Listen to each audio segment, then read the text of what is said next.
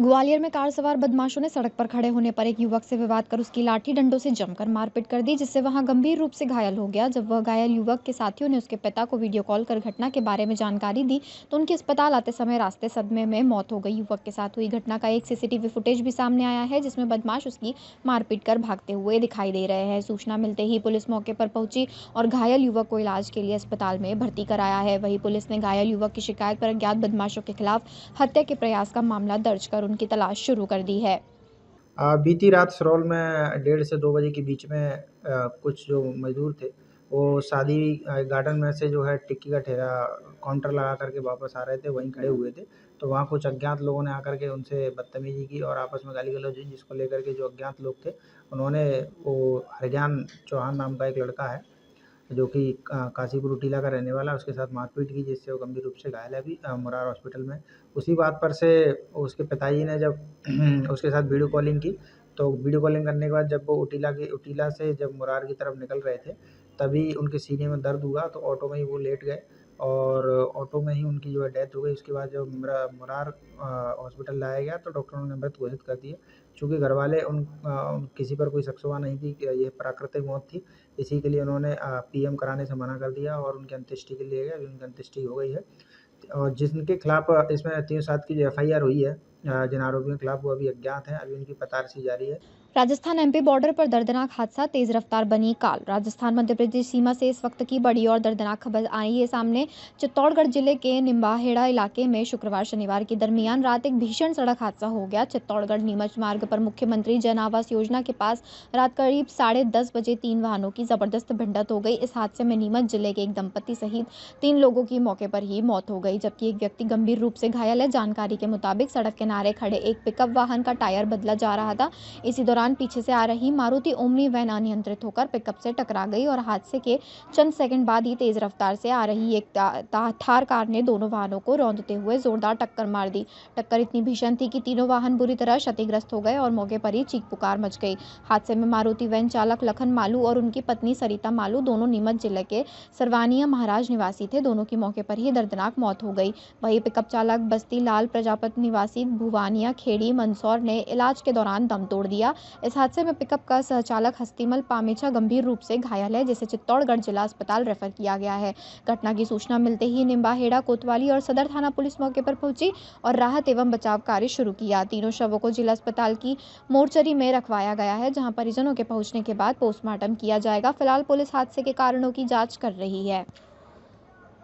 ग्वालियर मध्य प्रदेश में हुआ तानसेन समारोह। ग्वालियर में आयोजित होने जा रहे हैं तानसेन समारोह के 101वें संस्करण का शुभारंभ 15 दिसंबर से होने जा रहा है। समारोह के 5 दिनों तक अलग अलग स्थानों पर संगीत सभाओं का दौर चलेगा, जिसमें देश भर के विख्यात संगीत कलाकार हिस्सा बनेंगे। हालांकि प्रमुख समारोह हर बार की तरह ही संगीत सम्राट तानसेन की समाधि स्थल जल हजीरा पर ही आयोजित होगी, जिनमें शुभारंभ सभा में प्रदेश के मुख्यमंत्री डॉक्टर मोहन यादव शामिल हो सकते हैं। शून्य मंदिर पर होगी इस बार की थीम। हर वर्ष की तरह इस बार भी तानसेन समारोह की थीम तय हो चुकी है और इस बार थीम में ग्वालियर का वैश्विक इतिहास नजर आने वाला है। इस साल तानसेन समारोह 2025 की थीम ग्वालियर के सुप्रसिद्ध चतुर्भुज मंदिर या कहे शून्य मंदिर की थीम पर रहने वाला है। तानसेन समारोह प्रत्येक वर्ष की गरिमा के अनुरूप ही आयोजित किया जा रहा है। जैसा कि आप लोग जानते हैं कि 101वां वर्ष है और चूंकि जिस आयोजन को हम 1 शताब्दी से भी अधिक समय तक आयोजित कर रहे हैं, तो उसकी गरिमा, उसकी प्रतिष्ठा के हिसाब से ही उसका आयोजन इस वर्ष किया जा रहा है।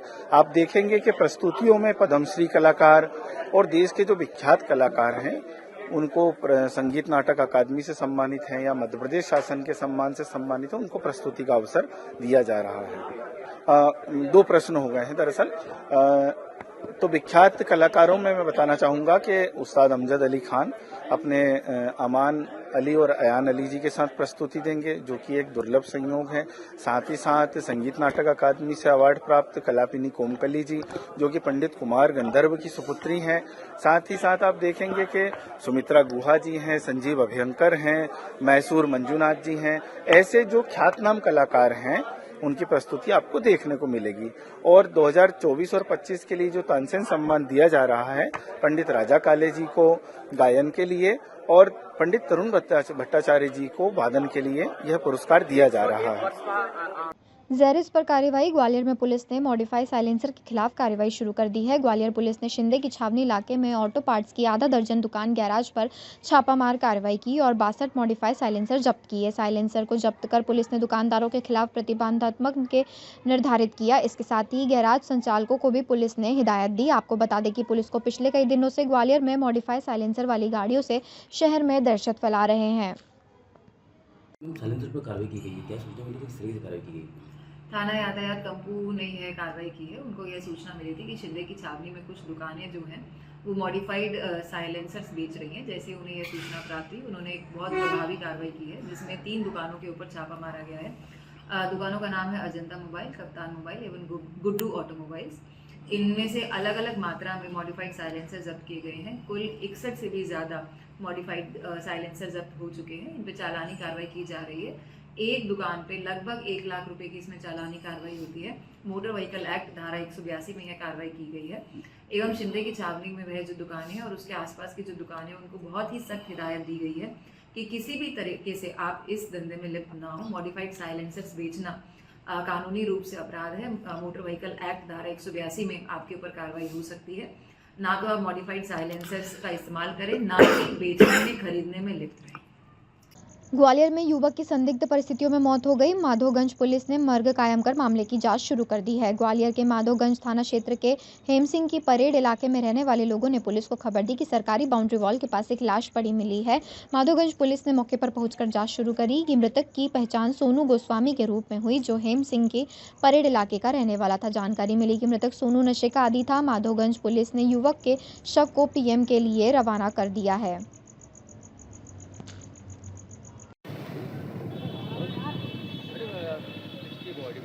ये सोनू गोस्वामी पुत्र विपिन गोस्वामी है। इसकी बॉडी अभी मिली है। अज्ञात कारण है, इसके जो हत्या के तो कारण अज्ञात है, लेकिन पीएम में क्लियर हो जाएंगे। और नशे का व्यक्ति है, उसके परिवार का कहना भी 2-3 दिन से घर भी नहीं आया था। नशे का आदी व्यक्ति है ये, तो जो भी होगा पीएम में क्लियर हो जाएगा आगे। हेमसिंह की परेड का यहीं का रहने वाला है। 35 से 40 साल। क्या देखने से लग रही है थोड़ा कुछ समय पूरा, एक दिन का हो सकता है लगभग। बाकी धार से आ रही है बड़ी खबर। प्रभारी मंत्री कैलाश विजयवर्गीय ने मोहन सरकार के 2 वर्ष पूरे होने पर जिला पंचायत सभागृह में पत्रकारों से चर्चा की एवं सरकार की उपलब्धियां गिनाई। विधायक मीना वर्मा, भाजपा जिला अध्यक्ष महंत नीलेश भारती सहित जनप्रतिनिधि और अधिकारी मौजूद रहे। सकारात्मक होना चाहिए। मुझे लगता है कि इस देश का दुर्भाग्य है कि विपक्ष सकारात्मक नहीं है। मुझे आपको ये बताते हुए, जानकारी देते हुए बड़ी प्रसन्नता हो रही है कि भाई पीछे बात मत करो यार।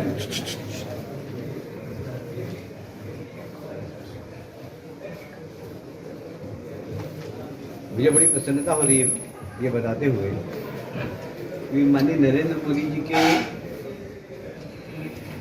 प्रधानमंत्री जी बनने के बाद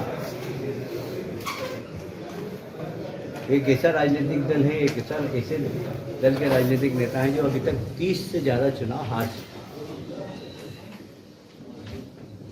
वो जब खुद जीतते हैं,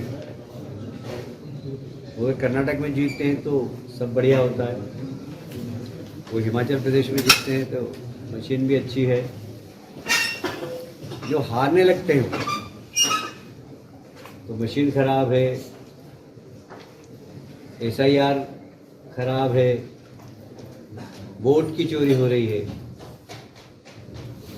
तो विपक्ष हमेशा सकारात्मक होना चाहिए। दुर्भाग्य से विपक्ष के नेता हैं जो हमारे, वो सकारात्मक नहीं, उसका असर नीचे तक भी होता है। तो प्रदेश में भी जो लीडरशिप है वो भी उसी प्रकार की बात करती है। जब नेशनल लेवल पर इस प्रकार की बात उठती है तो मैं प्रदेश के विपक्ष के नेताओं को दोष नहीं दूंगा इसमें।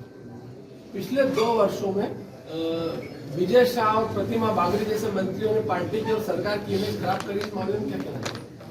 देखिए, विजय शाह हमारे आदिवासी नेता हैं, मजबूत नेता हैं। कभी कभी टंग स्लिप हो जाती है। आप पत्रकार लोग बहुत बड़ी कृपा रहती है आप लोगों को, खूब घुमाते रहते हैं, आप चलाते रहते हैं। थैंक्स लीव को। मंत्री जी एक सवाल ये था मंत्री जी की क्योंकि धार विकास की बात हो रही है पूरे जिले की, लेकिन धार शहर में यह विकास कहीं ना कहीं नज़र नहीं आता है। खासकर जैसे हम नगर पालिका की बात करें, बस स्टैंड है जो यहाँ लंबे समय से प्रोजेक्ट अदर में चल रहा है।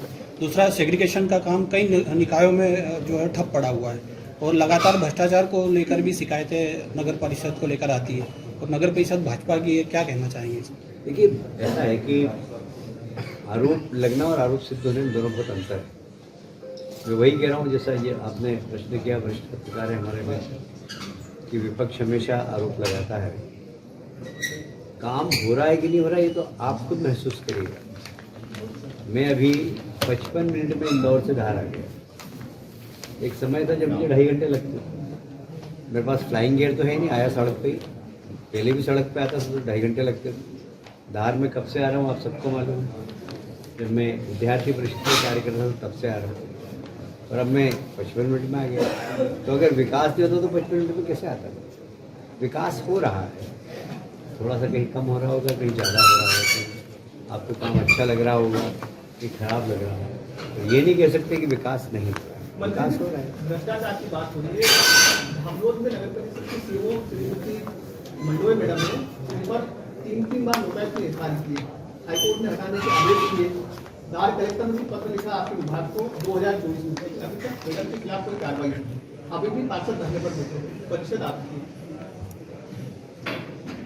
देखिए वहाँ पर आपसे हमारे पार्षदों की लड़ाई है। मैंने जिलाध्यक्ष जी को बोला और बैठा के समझाया। मंत्री 3 बार एफआईआर हुई है भ्रष्टाचार में, लुटाई ने की है सबूतों के साथ। आपकी लड़ाई पत्र भी लिखा है कि उनको हटाया जाए। ऐसा कोई पत्र नहीं, पत्र मेरे पास नहीं है, आप हटाने का पत्र नहीं है। रेट सही बता दें। पूरे दिन भर से इंटरनेट पे खबर वायरल हो रही है कि पूर्व मुख्यमंत्री जी के दिल्ली और भोपाल स्थित निवास की सुरक्षा बढ़ा दी गई है, तो क्या कुछ मध्य प्रदेश को देने जा रहे हैं? देखिए शिवराज जी हमारे बड़े सक्रिय कृषि मंत्री हैं और सब दूर घूमते हैं, और देश के मजबूत नेता हैं, उनकी सुरक्षा अच्छी हो ये सरकार ने चिंता की है। अचानक से हुआ है, राष्ट्रीय अध्यक्ष का प्रयास करने होना है, तो क्या माना जाए कि शिवराज जी राष्ट्रीय अध्यक्ष बन रहे हैं? देखिए ऐसा मानने में आपको क्या कौन रोक सकता? अगर आप मानते हो तो मैं तो रोक नहीं सकता। फिर भी आपके मुंह से सुना जाता है आपको सारी जानकारी। जब तक घोषणा नहीं हो किसी बात की तब तक मैं कोई कमेंट्स नहीं कर सकता। सर धार नगर पालिका का जो मुद्दा उन्होंने उठाया उस मामले में वर्मा जी